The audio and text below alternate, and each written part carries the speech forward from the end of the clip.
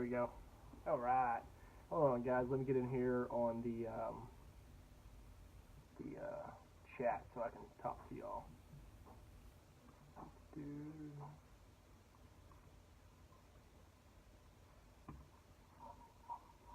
Oh, mute that guy. Okay, so I don't know if we'll have any watchers tonight. Typically we do this on Wednesday nights, but unfortunately I'm going to be gone, so our Wednesday night side quest is now brought to you by Tuesday. Yes.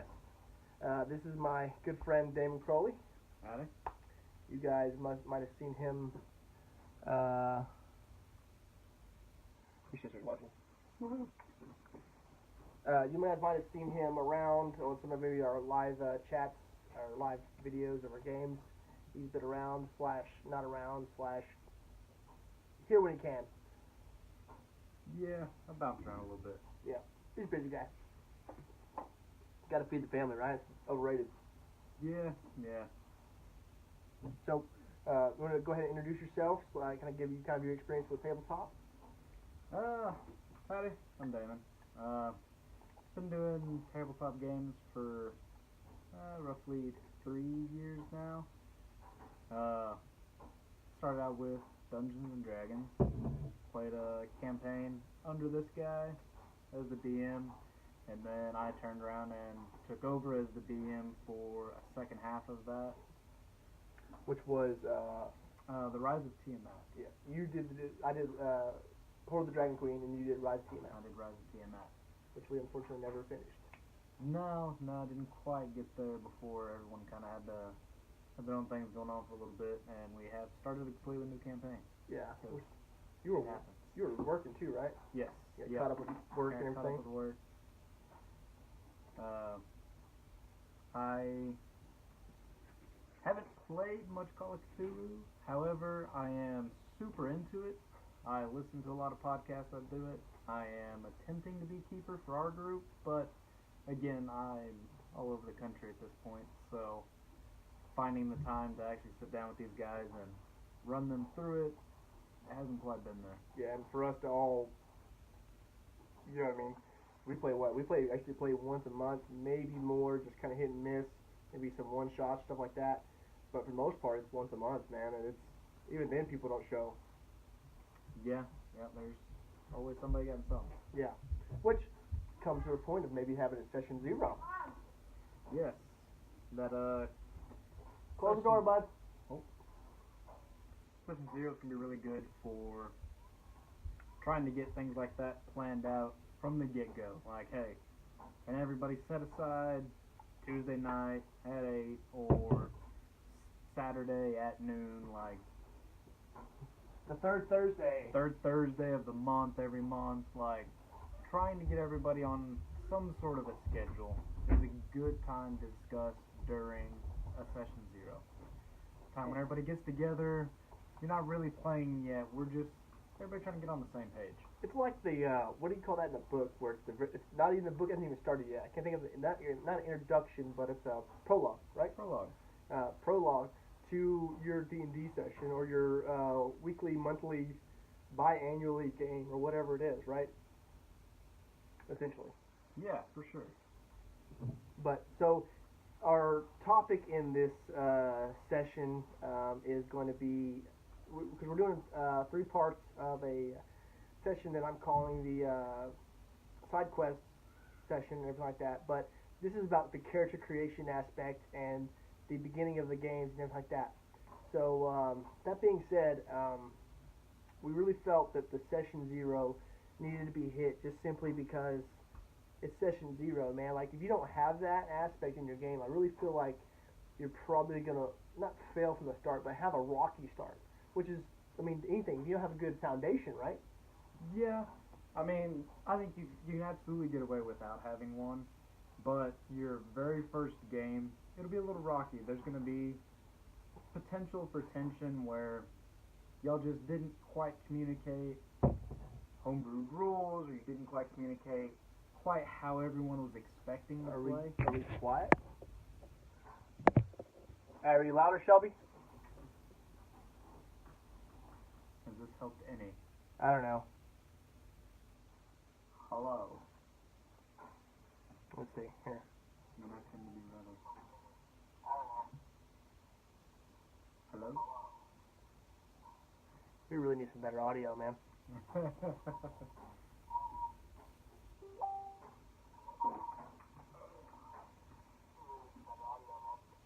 Sorry, we're having technical difficulties. We were actually doing this off my phone. I just haven't got there yet as far as, like, all the technology. No, let me mute this. So I do apologize if we're not being loud enough for whatever reason. I can't really. Give me 1 second. Try to be a little closer to the mic here. Yeah, try to be. We'll yell at you. Ah! I don't know. I probably won't yell for long. Hello, test, test, test, test.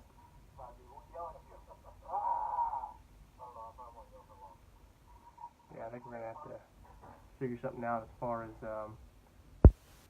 audio.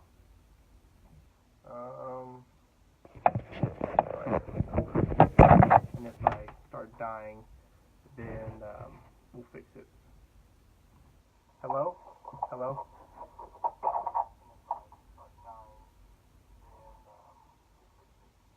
No, still stuck. I really don't know how to fix that. No, not quite. Other than talking louder or simply being closer. Well, that doesn't do anything. Well, we're trying, guys, so please forgive us if we're shitty on our early videos, then my bad. We'll get there eventually. If we're shitty on the early videos, we'll just consider them the early videos. Case in point. Just like every fucking podcast out there gets to like episode 10 and the audio is like amazing and they apologize for having shitty ass audio for the first 10 episodes, but they promise that if you hang in there for the first 10 and get to episode 11, they'll be like, it's amazing. And then after episode like 200, they'll go back and remaster the first 10 episodes because it bugs them. It will bug them. We're broke, all right? Help us out here. God. All right, so session 0 is the second video in our character creation video series, whatever you want to call that crap. I don't really want to call it a series, but it's what it is. It is at this point if there's 2 of them. Well, there'll be 3. Well, there it is. That's the plan before we move on to the next topic. So, we kind of already talked about our first kind of general topic, and that was overall why is it important. We kind of clarify some stuff, kind of introduces the story as a whole. But why do you personally feel that session 0 is important? Personally, for me, I really think getting on the same page about what kind of game everyone is expecting to play is important. Because some people come into tabletop games in general, but Dungeons and Dragons specifically, where half the people are like, yes, I am going to roll through this dungeon and kill everything I see and take all of the things. Yeah, murder hobo. Exactly. And that's the game they're expecting to play, and they're building their characters specifically for that, with no thought whatsoever about the fact they might need to talk to somebody not inside of the dungeon. So, getting on the same page about whether you're just going to be dungeon diving constantly and that's all you really need to worry about, or if it's going to be a little more RP heavy, like, hey, you know, we're going to do a lot of town settings, we're going to do a lot of face-to-face interactions with people. It's going to be more important that you can convince them of things rather than fighting them to the death at all times. So being on the same page about what kind of game everyone is expecting to play, I think will help out a lot. Just to get everything moving a lot smoother. There's no arguing later on about what is really going on with the games, with the sessions, because my character isn't built for this kind of game, or you know. And I think it's also good to note that you don't come to session 0 with a character created.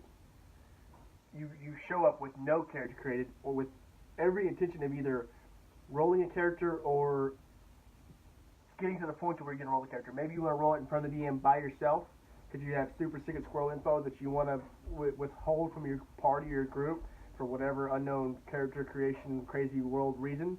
But it's possible. But like the whole point of the session zero is to kind of like configure your character, get in line with everybody else, and roll from that, right? Yeah, for sure.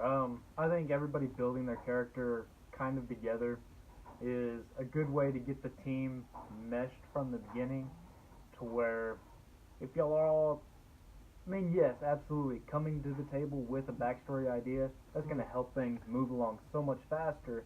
But if everybody is at one table kind of describing what their backstory is and then be like, well, hey, what if I incorporate this part of my backstory with that part of your backstory?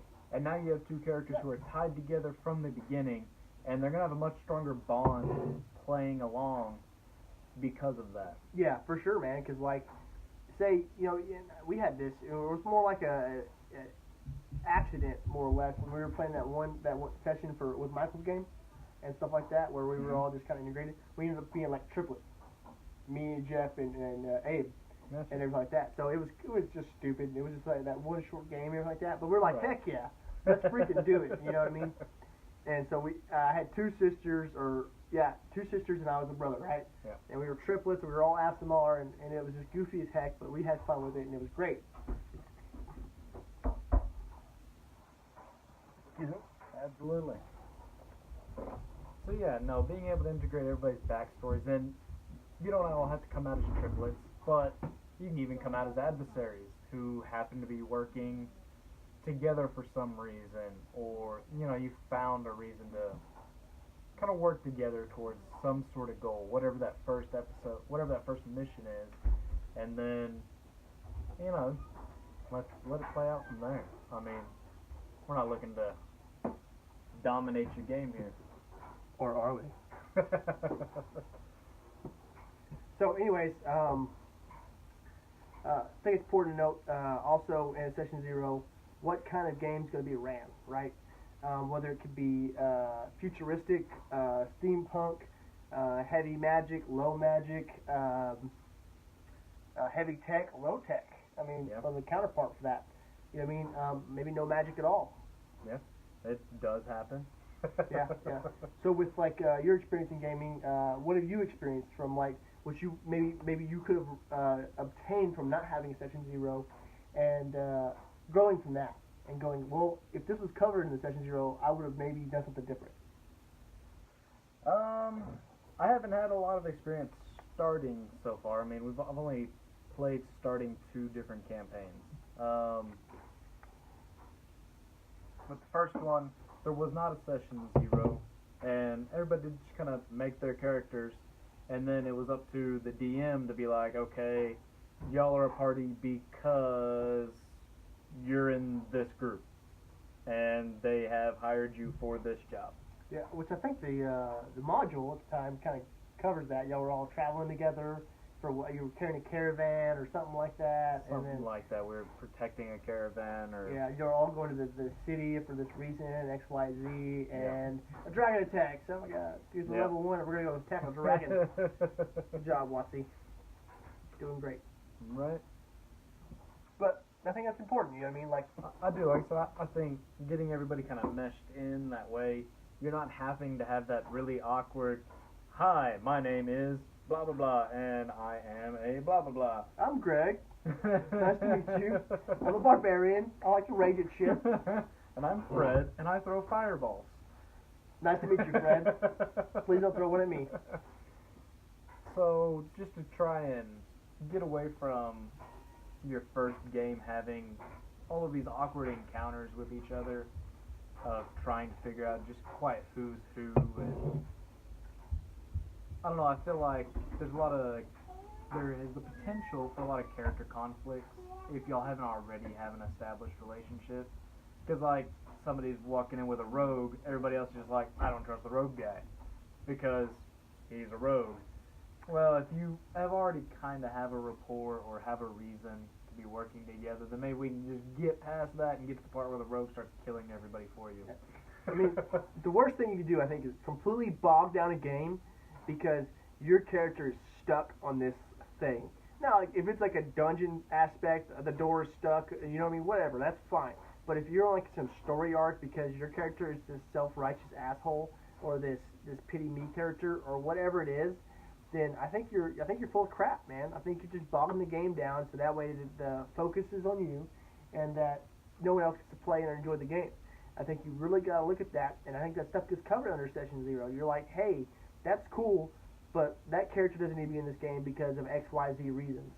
And I think it gets covered. I think the nail gets hit with the hammer. Yeah, you start to realize these potential conflicts before the game ever starts, and y'all can kind of, even if there's going to be conflict, because having conflict between the players I don't think is a bad thing. No. But I think everybody should be on the same page about the conflict itself, and maybe lay some ground rules for how this is going to play out. In-game conflict is fine. Out-of-game conflict is not. Yes, no. As players, as people, you need to mesh. Yeah. Your characters can have their squabbles and everything still be fine as soon as the dice stop rolling. Mm-hmm. Yeah, if you don't like each other as humans, you're not going to like each other as dwarves and elves. Oh, yeah, that's good. If you don't like each other as humans, don't be dwarves, which is fair. Yeah, it's fair. Mm. Okay, so I think we've kind of figured out covered the what type of game aspect of everything, but the storytelling aspect is a whole nother version itself, right? Because I feel like with the Session Zero, and you kind of mentioned it earlier about integrating your characters and stuff, how you can storytell and how the aspects of that storytelling come to grow, and you end up with a much better game overall, I think, as far as like, okay, all these people mesh, and then like you can even tell your DM or your GM that at level this happens, at level this happens, and it's got to be flavor. It can't be like I get the staff of mages, you know what I mean? Right. But it's got to be like more of flavor or like where you saw your character at whatever point, right? Like I see my character at level 10 here, or in this ballpark, right? Like this is my circle. Can I be maybe slightly outside of it, or maybe slightly inside of it? But I think that has to be covered. Like, what do you think about the storytelling aspect? I think character planning like that, such future character planning, is really good to talk with the DM on that Session Zero, because that gives the DM the opportunity at that point, after Session Zero is over, everybody's gone home, to start writing out some of these story arcs. So he's already got a story arc going. He kind of knows what is going to be expected. Now he has your idea of what you're expecting. So now he can, okay, well, right here, I can add that in and, try and play off of this. And sure, at level 10, he thinks he's going to be getting, something, an item of this magnitude, like this staff. Well, instead of giving him this staff, I'm going to give him information about somebody who had this staff 50 years ago. Or a piece of the staff. A piece of the staff. Something to play into his story. And now we've got a character really drawn into it because that's something he really wanted, and now it's a part of the story. And it's a chase now. It's a story arc in itself. And, like, honestly, the players will propel the game themselves. They will. They will make that game go forward. You may not want them to go there, but they're going to go there, and that game's going to push forward, and you better be ready for it as a DM or GM, man. I promise you, your players will push that game to the limits. You're in a closet? No, you're not. You're going outside, around the corner, down to the freaking grocery store, and you're going to go see what's there. But, yeah, man, so I completely agree with you what you said as far as, like, players and aspects and them integrating and the story coming together, because you can't be a GM and run all the characters. That's called being an author. You're going to write a book. Your players are an integral part of this entire story, and if you don't let them, within reason, run part of the game, their own little happy bubble of the game, right, then they're not going to want to play your game, because now it's like, this is just some, push and shove into whatever he's trying to push. Which is fine. There's nothing wrong with railroading, I don't think, but you got to give and take, right? Yeah, definitely a give and take, because overall, tabletop gaming, in particular role-playing tabletop gaming, is all about a collaborative storytelling process. And if it's not collaborative, if it's, one person dictating from behind a screen, then it's not as much fun for everyone. Yeah. Another thing with Session Zero with stories is building the world itself. Mm. In general, DMs typically take this burden upon themselves. They spend months getting all of the stuff ready. But really, with a Session Zero, you can bring all the players in. Hey, let's try and flesh out this world a little bit. Now, you don't want them to have too much control because they don't need to know all the ins and outs of places, but they will take a lot of burden off of you for trying to design an area. Even if you're, not building a full world, just building a town. You might not want to spend all of your brain power trying to come up with all the different districts in town. Yeah.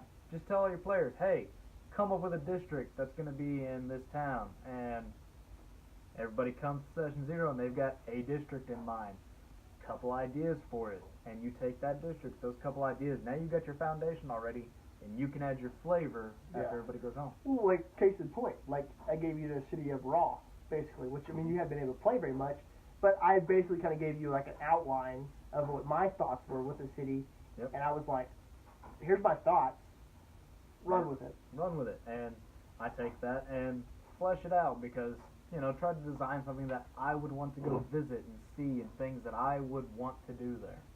Because I created this entire world. And granted, I haven't created all of it. I have a loose interpretation of what I think the world should be, and as my players get to there, I iron it out. Because I don't have enough brain power or capacity to develop every bit and every tiny detail. Even then, okay, so recently the characters got to the city of Spells, and I knew I wanted this, like, the trailer park of, like, cities, right? Like, you could wizards come in, take their tower up, take their tower down. You know what I mean? It's very chaos. It's chaos in a Merlin sense of way. What's the old school movie? King Arthur? Like the old cartoon, you know what I'm saying? Yeah. You remember when Merlin's like singing the spells and everything's cleaning itself and like all the chaos, the brooms are fighting and all the insanity, right? That's what I picture in a wizarding community or a very high magic community, which is total chaos, but it's somehow controlled because everything just seems to work. Right. And it's insane, but it works. You know what I mean? And I didn't develop that until about, a game or two games before I knew they were going to go there. I'm sorry. When I knew they were going there, that's when I started it. When I got there, I had a very loose idea, which I had loose ideas of everything, but that's when I kind of ironed it out. And I still don't have the city maps. I have loose city maps done, but they are not very high caliber, what I would consider. Hey, Brandon, how are you, sir? Sorry about the audio. We know it sucks. We apologize. Carry on. But, I mean, it came out to be a very, I think it's a great fucking city, personally. Because it's like, God, man, like, I'm trying to say it's like the trailer park, man. Yeah. It's ramshackle, there's crap everywhere, there's chaos infused. This guy shows up, and he puts his tower next to this guy's tower, and they start fighting. They're saying there's a wizard battle going on, and it's chaos, man. No one ever seems to die for whatever reason, but there's chaos in the streets, man. And the players are there right now, which you've been gone, so you don't know that. Yeah, I haven't actually got to play in the city, but it definitely sounds like a good time. Yeah, man. As a monk, I don't know if I'd enjoy it too much. I would definitely be. Someone got turned into a sheep. Hiding out. I believe that. Yeah. And then Jerry did some stupid stuff, but that's life. So, anyways, yeah. So now they're heading over to the elves. Right. So they're gonna hang out with those guys because 20 years. We've covered some good stuff already. I mean, heck. Yeah, I feel like we're getting through quite a bit of what really needs to come out of a Session Zero. Mm-hmm. What else we got on our agenda here? On the agenda. Oh, this is a good entry point for the giveaway. Yeah, sure. So, and speaking of Session Zeros and games that don't quite have one, typically, let's face it, the standard thing for a DM is, you know what? You all met in a tavern. Because you're all going to go to a tavern anyway. It is, even if you don't drink personally, your character does. Yeah. Or he knows someone who does. And he goes to the tavern anyway. Because that's where you pick up all your best information. That's where you get a lot of your jobs as low-level characters. Or you go to have a place to stay. A place to stay. Because that seems to be where all the inns are, is on top of the tavern. Naturally. So, in spirit of this, we have a bottle opener. And it definitely says that you all meet in a tavern. It's just a back. Yeah. Flip Yeah. it in your head. Do Well, that. I could flip it, but it wouldn't be any good. Yeah. So Flip it this way. you will get that if before the next video you can answer this question. The very first person who answers this question will receive this item. Damon, what is the question, sir?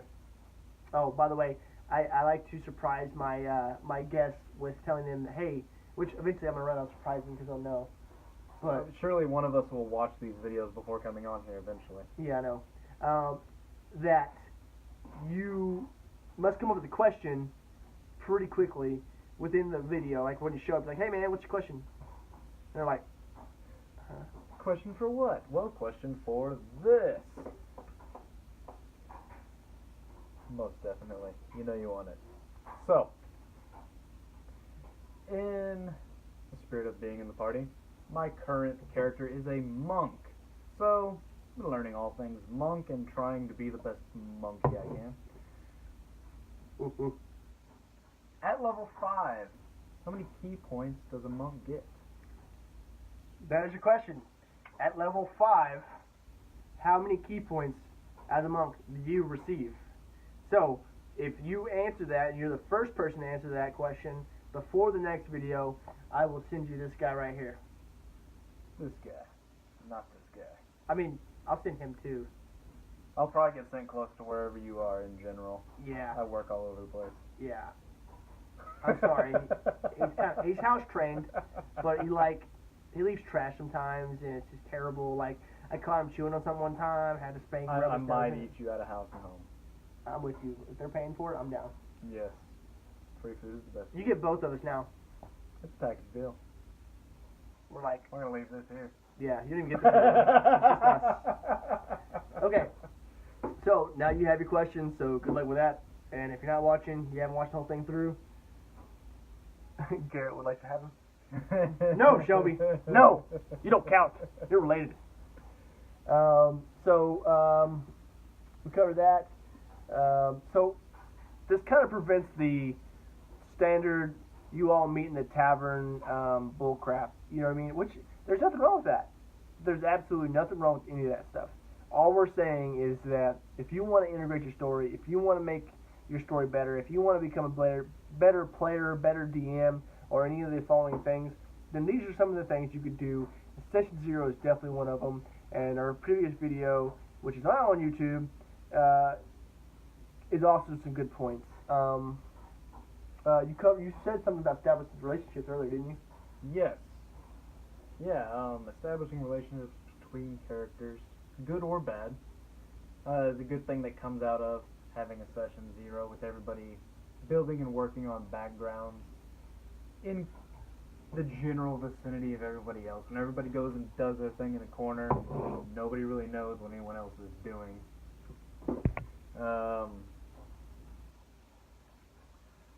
It's also a good way to, by the end of your session 0, when everybody has their characters, that the DM can come out and kind of give a really good introduction to the story, where he can kind of pull from everything that y'all have just given him for y'all's backstories and weave out a really good intro to get everybody really kind of set in.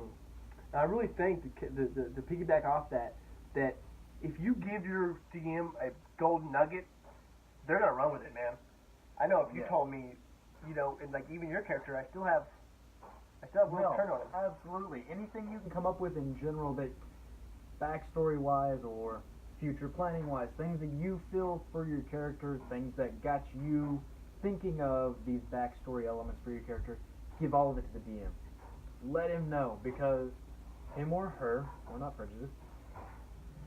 Let the DM know, because they can run with that. They can integrate this stuff into the story and play off of it in ways that you don't see coming. You think it's this cool little thing that just kind of gives you this trait in your backstory.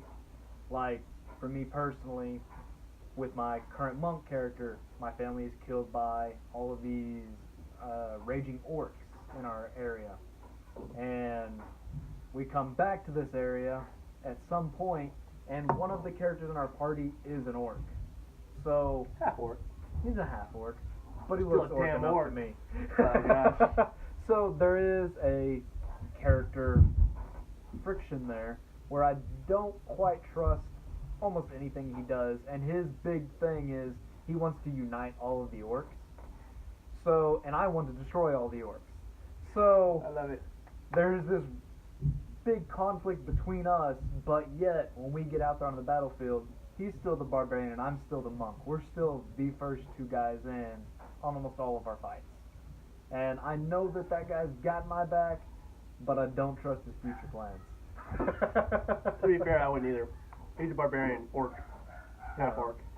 You hear kids shouting and dogs barking. Because we're family men. Yeah, man. If you ain't got kids, you'll be there one day, or you'll have a dog or a hamster, or maybe even like a pet cricket. Some get a guinea pig. Yeah. They're much louder than children. They're tasty though. They smell horrid. Tasty. You know, guinea pigs were originally bred for food. No. Really? They wouldn't make much Don't quote me on that shit. I'm sorry if I'm lying. I'm not telling you no. I'm telling you like I don't know that. You asked if I knew. I'm pretty sure they were. I don't know. I mean, I'm sure we breed everything for food. We're fat people. What are our videos up to? Lengthwise.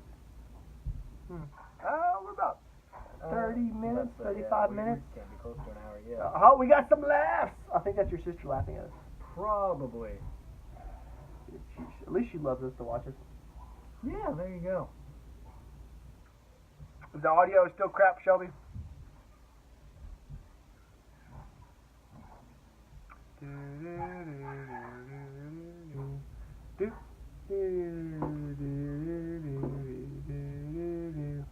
Okay, so carry on. I think it also, with a solid session 0, it helps get the story off the right foot. DM can introduce his story, players can kind of integrate their story. Everyone's pretty much understanding what all the people are happy with and everything like that. So that is a real thing. Yep. Moving on a little bit. Identifying some house rules. So, 5th edition Dungeons and Dragons comes with awesome books. Comes with, gotta buy. Yeah, whatever. True. They come with all sorts of rules. To be fair, you can download the rules online for free. The basic rules, like super basic rules. Absolutely. However, if you love anything, support it monetarily. I do. Show them that you enjoy their products and help continue furthering those products. I bought every damn book, dude. So, like how something works. Like maybe you don't like how movement works in battles, or you don't like natural ones on initiative rolls. Natural ones on initiative rolls. You don't like. There's a lot of things that you're just like, you know what, man, y'all are doing a great job, but I think for us as a group, this works as a little better. Getting all of that kind of set in stone together, as opposed to halfway through your 3rd session and somebody rolls a 1 on initiative, and then your DM's like, oh, that means you don't get to act at all the first round because you completely failed. Yeah. Well, if that doesn't say that in the book, then they have a case for argument. Exactly. They have a solid case for an argument, because they can go to the rules and, hey, that's not actually a thing. Well, it adds good flavor. Absolutely. But if you didn't discuss it at first, always defer to whatever's going to benefit the player. Because if you're not on the same page with your players, then give your players the benefit of the doubt. Yep, I completely agree with that. And I do that. I think I'm pretty good about that as a DM. I typically decide, if it's like something that goes, well, we don't know, instead of like spending the next hour and a half looking it up, I'll go. I typically almost always, unless it's logical, reason can be like soundly understood, I typically sound on the player side almost always, and everything like that.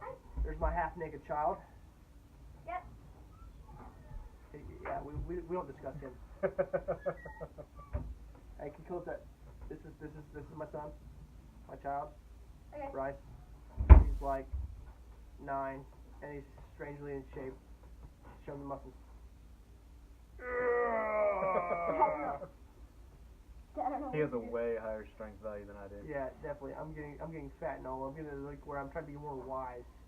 Like my wisdom's going up and my strength and dex are going way down. My constitution's doing pretty good though. Alright, son, go. Love you, bud. Yeah, that's what happens to have 9-year-old boys. They're insane.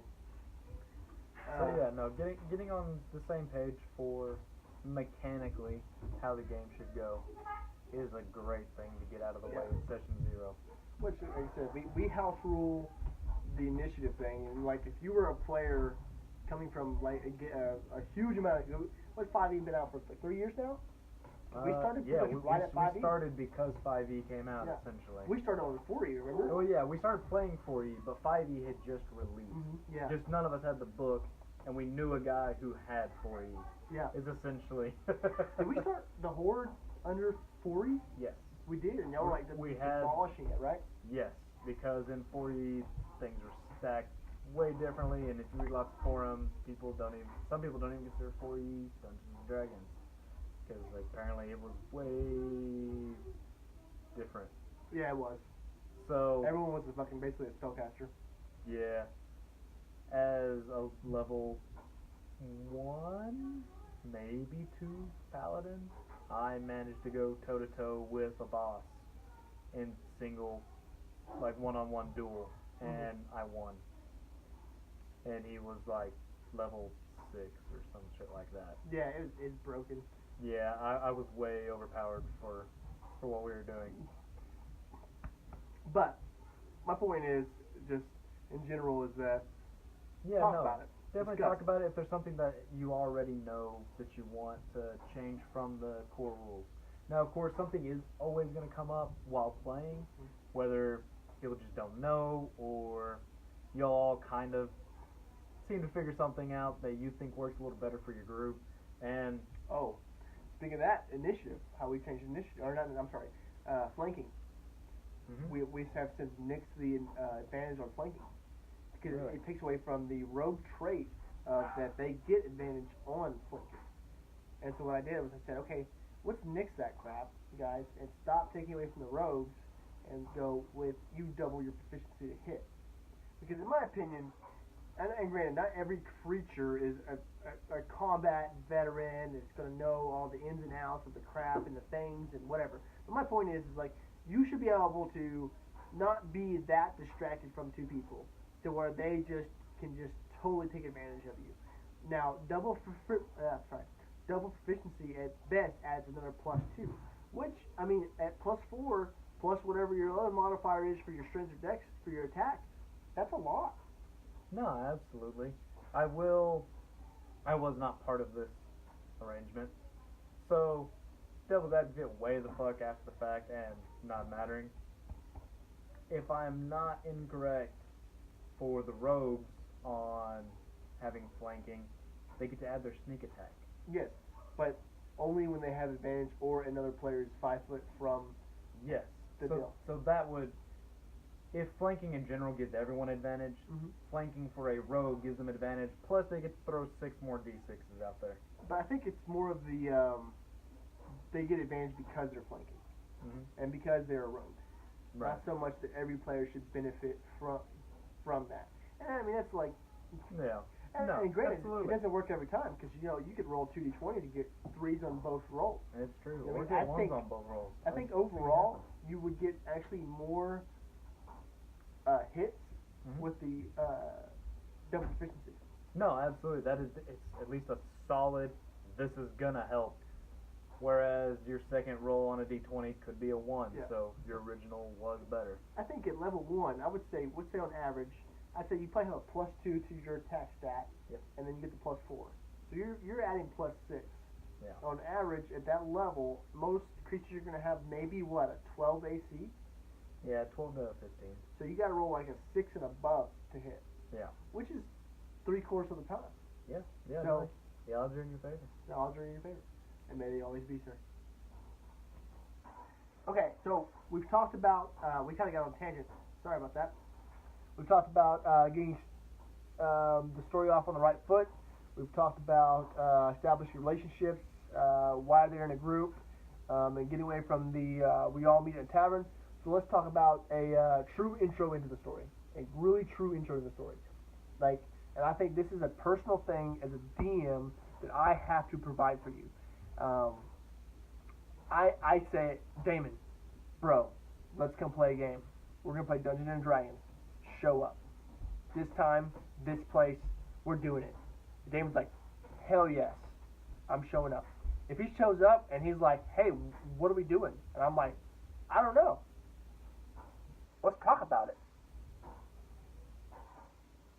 You know what I mean? Like, that's not cool, man. That's not okay. I think you need to provide that true intro to the story as a session zero, as a true session zero. You need to be like, provide that one paragraph spitball line of like, hey, this is what I want to do.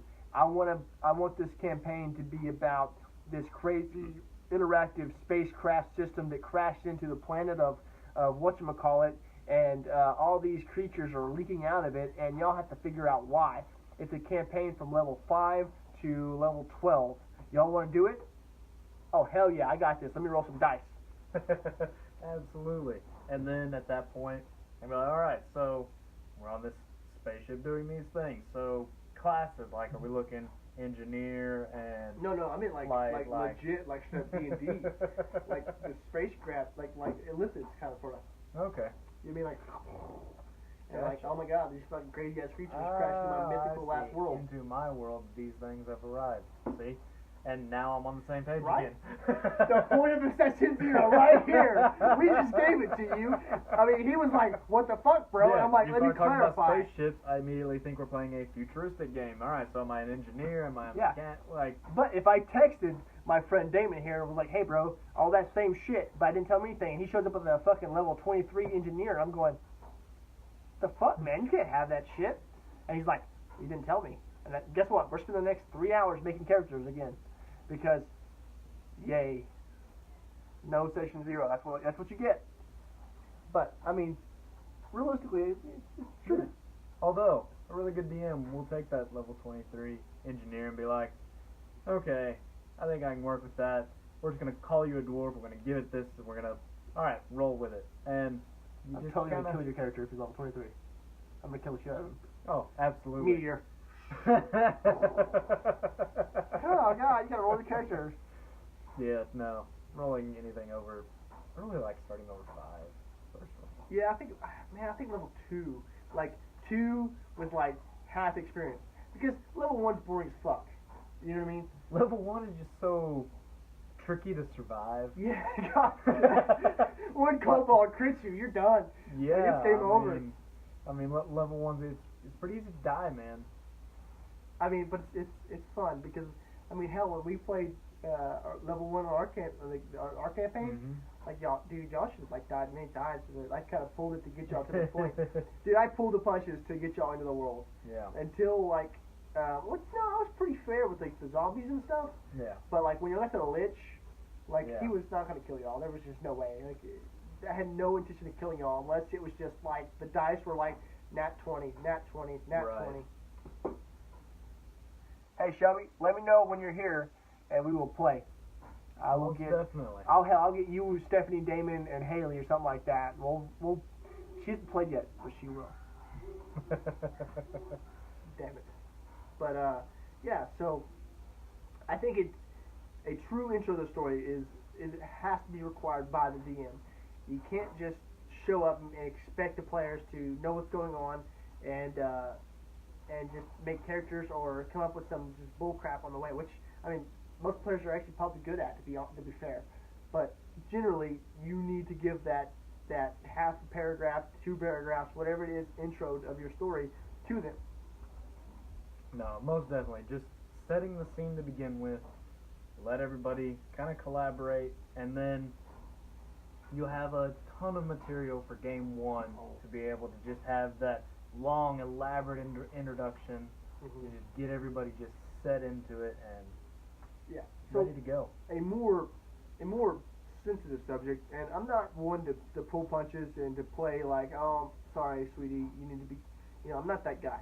But realistically, you can discover a little bit about an actual player, not a character, a player, and understand their. So if you were like, I want to have this deal about, I'm trying to think here how to put it mildly without twisting off.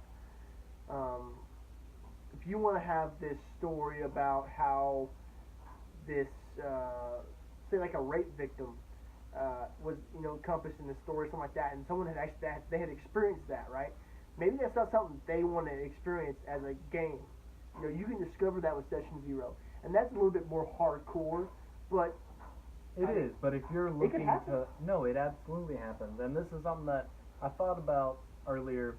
Like I said, I do listen to a lot of Call of Cthulhu, and with that, it's set in general, the 1920s U.S. of A. And racial tensions are a really big thing historically. Whether or not you would like to play that style, if you would actually want to play into that, needs to be addressed before y'all all sit down for a real session. Yeah. Because if, in general, somebody in your group does not wish to do that, but somebody else is all hard bent about plowing into that and just trying to, really play it up, it can really throw the mood off bad, and it can sour personal relationships. Yeah, which you don't want to do that over a game at all. Like if you lose friendships over D&D or RPGs or tabletop in general, something went wrong with your game, not the game in itself, but like your game. I put that blame completely on you as a DM or the fellow players on the table. There's something wrong with that table, not something wrong with the generic feel of the game. No, because the games are designed for collaborative storytelling. It is a place to come and, forget about everything for a minute, have a good time with friends. And if you're not all having a good time, then y'all are doing something wrong to each other, wrong to yourselves. Yeah. So, no, definitely getting into, hey, what are some topics that nobody wants to touch on? Yeah, that's the way to put it. Maybe it's like, hey, no shit, like, if the worst thing you would hate to play about, let me know right now. Yeah, that way, because with a lot of this, everything kind of comes at you out of the blue. Like, a lot of the stuff you don't quite see coming, and if something like that hits you out of the blue, it can really rip you immediately out of the game, and it's just... because you might just get up and be pissed off and leave, and you're done. That's game over for you, you know what I mean? No, absolutely. Super unfortunate, and I hope it never happens to anyone's game, but realistically, you as a DM or a GM or a fellow player might just be like enjoying the game, and you may drop that bomb and never even know that you just triggered somebody that just... And, we all need to realize it's a game, and we're all trying to have fun, but there's probably certain areas that just should be taboo. You know what I mean? Yep. Like, such as, like, slavery and stuff like that, and racism, and... Sorry, guys. And, granted, we're both white dudes, we get it. But most of us really just want to play a game and enjoy our time and stuff like that. But, anyways, not to get so heavy on the drama and the BS, so we apologize for that. But I think it was important to cover. No, it definitely is, and as a table, it is something that y'all need to cover. Yeah. Because you are all there to help tell a story, and it needs to be a story fun to everyone. Which not all sunshine and rainbows all the time. There will always be bad things happening in your party, but you definitely want to make sure that everybody can still enjoy the bad times because it's not touching on something just too close to home. Yeah, especially if you got new players, things like that. But the build off of that and carry on to maybe a happier subject. We get into the truly establish your character in the world. and really root yourself into the lore of the story and the lore of of what the DM's trying to do or GM's trying to do. Yeah. Once you have all kind of sat there, you got your backstories up a bit, you can definitely root yourself into the world just by kind of knowing some of the key locations provided to you by your DM in Session 0. So you can, I've kind of got this idea that I was from the mountains. Well, specifically, I'm going to be from these mountains. So I kind of know these people in this area, it really gives you a reason to care about that specific region now because that's your home area. Mm-hmm. And not just because it was assigned to you as your home area, it's because you already wanted to be from the mountains. And now you have a specific mountain range, and hey, there happened to have already been a town there, so. Which also can help you build your world, as you spoke earlier. Yeah. Help the DM, the GM actually build the world into a better and better campaign, and actually a world that someone wants to play in. No, absolutely. You're not John Doe at that point. You're not Joe Schmo from the hillbilly side track of Constitution. Now you're Everin Niles' son from the Everest mountain range, because I can't think of the name of it at the moment. I thought that for you. I had it in my head, dude. I was there. I had your back, man. I was there. But yeah, no, it definitely helps ground you into that world, and like I said, gives you a reason to fight for something. Yeah. So to kind of come all together and finish it all up, it kind of gets all the questions. For Session 0, as far as character generation goes and the importance of it, it kind of establishes the ground rules, gets all the questions out of the way. The DM can plan how he's going to integrate you in the story, identifies the home rules, and another reason is to establish new players, experienced players, and what players are expecting from a game. Absolutely. Gets everybody on the same page so we can all have a damn good time, man. That's what it's about. Yeah. If you're having to kind of quote the RPG Academy, if you're having fun, you're doing it right. If you're not having fun, you're doing something wrong, man. Like, it's a game. We're all here to play, whether it's Call of Cthulhu, Pathfinder, D&D, and God knows how many endless amounts of... There's a ton of them, and with all of it, it's out there to have fun. And don't get me wrong, there's really no losing. Even if you die, you didn't lose, because you can make it epic. Mm-hmm. And it's all about telling an epic story. Oh, for sure, man. If it was me, I'm letting you go out how you kind of want to. No shit, I killed your character. You can let me know flavor-wise how you want to go out. Unless you're I killed a big bad guy with 95% HP still left. Go fuck yourself. Shouldn't have gone that way. Don't go left. Never left. But anyways, this is Hobie Hill, Deep Dungeon Games. I'm out of here. I'm Damon Crowley, and I'm also loosely affiliated with Deep Dungeon Games. I like him. But anyways, guys, I hope you enjoyed our Tuesday night side quest about Session 0 and the importance of why that goes into character making. Anyways, so we're out of here. We're going to go enjoy the rest of our families. We hope you guys enjoy yours.